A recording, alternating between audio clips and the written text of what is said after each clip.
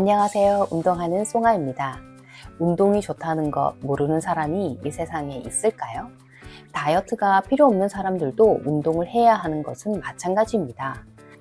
그러나 우리가 운동하기를 싫어하는 가장 큰 이유는 바로 힘들어서입니다. 사실 가만히 숨만 쉬고 누워서 재미있는 유튜브 보며 달달한 간식을 먹고 있으면 천국이 따로 없죠. 그냥 너무 편하기도 하면서 잠이 솔솔 오기도 합니다. 그런데 그 편안함을 박차고 나서 신발 신고 밖으로 나간다는 것이 정말 힘이 드는 일입니다.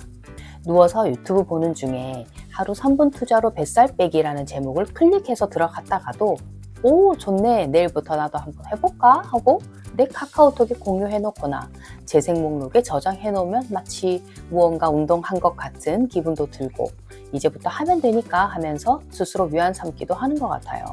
그런데 그게 찾아봐지던가요? 그런 것을 공유해 놓았는지 나중에는 기억도 못하게 됩니다. 그런데 이런 상황이 계속 지속되다 보면 몸에서 야 진짜 해도 너무하네 하고 경고를 보내게 되는데요. 오늘은 몸이 보내는 경고 메시지 중 5가지를 알아볼 거예요. 나는 몇 개나 해당되는지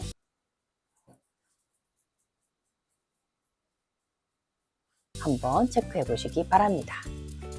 첫 번째, 변비에 쉽게 걸린다. 변비가 심하거나 변비가 자주 걸리는 사람들이 우스갯소리로 똥을 낳는다고 표현합니다. 똥 낳고 몸조리하기라고 하죠. 그만큼 아픔을 감내해야 하는 작업이 동반되는 것이 변비인데요. 변비의 원인은 다양합니다. 그래서 유산균을 잘 챙겨 먹기도 하고 채소, 야채를 좀 더 신경 써서 먹기도 하고요. 병원에 오래 입원해 계신 분들 대부분이 변비가 많이 생깁니다. 그것은 움직임이 극도로 제한되기 때문인데요. 그래서 운동을 해주거나 생활 속에서 활동량을 늘려주면 장도 따라서 운동을 하기 때문에 변비 탈출에 많은 도움이 됩니다. 그런데 2, 3일 정도 변을 못 보는 상태는 뭐 그렇게 걱정하지 않아도 된다고 합니다. 말린 자두 푸른을 먹어주면 좋고요. 퇴근 후에 집에서 10분 정도 스트레칭을 해주는 것도 많이 도움이 될 것입니다.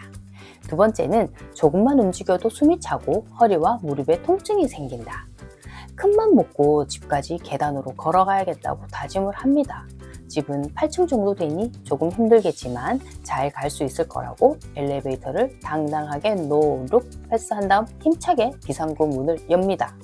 3층 정도 왔을 뿐인데 숨은 턱까지 차오르고 다리가 땅에 붙은 것 마냥 더 이상 움직일 생각을 하지 않습니다. 그럴 때 내가 어쩌다 이렇게까지 됐나 진짜 하면서 일단 오늘은 더 이상은 안 되겠다 라고 하며 다시 엘리베이터를 타러 가신 적이 있지 않으신가요? 운동을 꾸준히 하던 사람들도 계단을 오르게 되면 더 많은 산소가 필요로 하기 때문에 숨이 찬 것은 마찬가지입니다. 그런데 다리가 너무 아파서 계단을 오르기가 힘이 드는 상태가 된다면 몸이 보내는 경고라고 생각하셔야 합니다. 2019년 캐나다 브리티시 컬럼비아 대학과 맥마스터 대학 연구진의 논문에 따르면 하루 60개의 계단을 한 번에 오르고 나서 1시간에서 4시간 정도를 쉬었다가 다시 오르기를 3회 반복한 성인이 6주 후에 같은 운동을 하지 않은 사람보다 심혈관계 기능이 향상되었다고 합니다. 한 층에 한 15에서 20개 정도의 계단이 있다고 가정했을 때 약 3층에서 4층 정도 되는 높이겠네요. 이 정도면 한번 해볼만 할 것도 같은데요. 계단 오르기는 유산소, 무산소성 운동이기 때문에 아주 좋은 운동이지만 평소 무릎이 많이 아프신 분이라면 주의가 필요합니다. 세 번째, 뱃살의 증가. 허리 둘레가 남성의 경우 40인치, 약 102cm, 여성은 35인치, 89cm를 넘으면 건강에 적신호가 켜진 것입니다. 여러분의 지금 허리는 몇 인치인가요? 아니면 몇 달 전보다 혹은 작년보다 허리 치수가 늘어나셨나요? 그렇다면 운동을 하라는 아주 빨간색 적신호가 들어온 것입니다. 뱃살이 기준치 이상을 넘어가게 되면 복부 비만이라고 불리며 만병의 근원이 되는데요.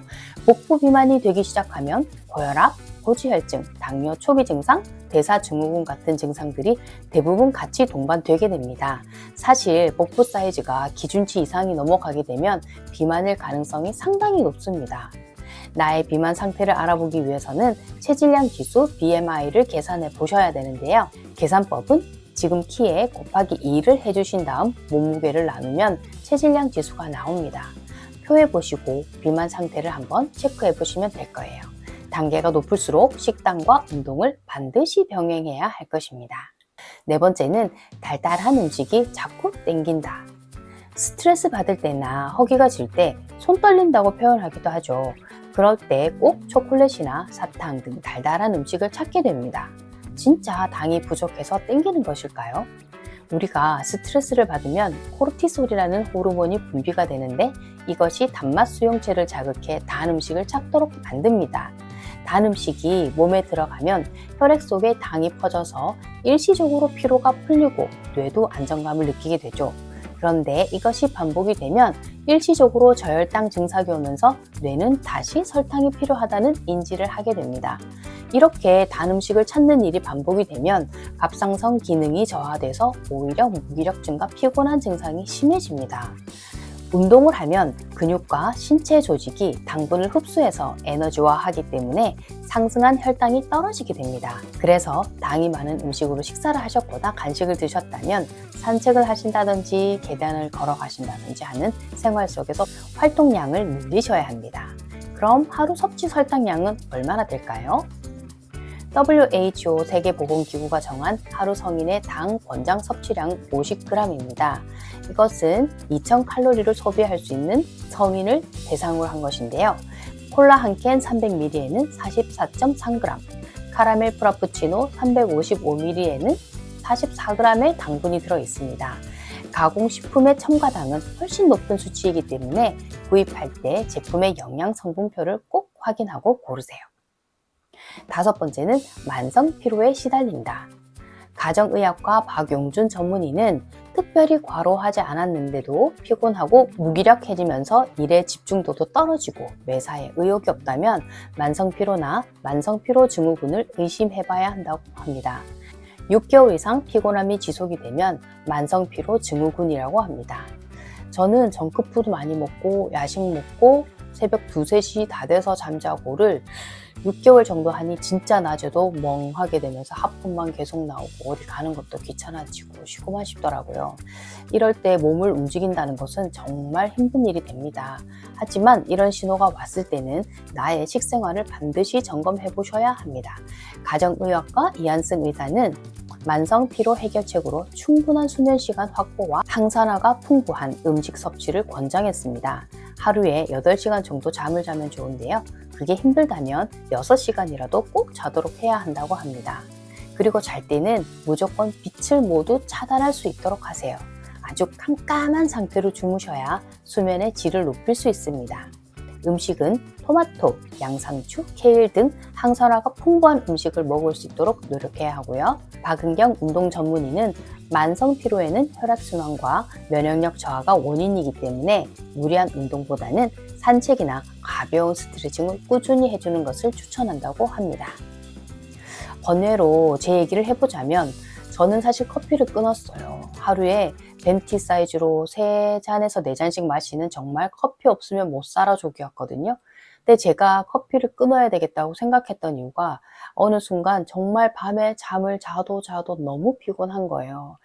그런데 이제 앞에서 이야기했지만 좋지 못한 식생활 또한 많은 영향을 주었을 겁니다. 깊게 자지도 못하고 아침에 일어나면 눈 뜨고 그냥 멍하니 계속 누워있고 싶고 찌뿌둥하고 너무 피곤하더라고요. 몇 번씩 깨고 뒤척이고 이런 일상이 사실 정말 스트레스를 받았는데 커피를 끊고 수면의 질이 높아졌다는 영상을 보고 한번 끊어봐야 되겠다고 생각하고 독하게 마음먹고 끊었어요. 그만큼 피로도가 너무 높았기 때문에 당장 할 수 있는 커피부터 끊어봤어요. 보통 2주 이내로 카페인 금단 현상이 일어난다고 하던데 저는 한 달 이상 두통으로 시달렸거든요. 그리고 낮에 엄청나게 잠이 와서 잠을 안 잘 수 없을 정도로 정말 어마어마하게 잠이 쏟아지더라고요. 그런데 지금은 커피를 끊은 지 한 4개월 정도 되어 가는 것 같은데요. 정말 밤에 한 번도 깨지 않고 깊게 잠을 자고요. 아침에 알림이 울리기도 전에 눈이 떠집니다.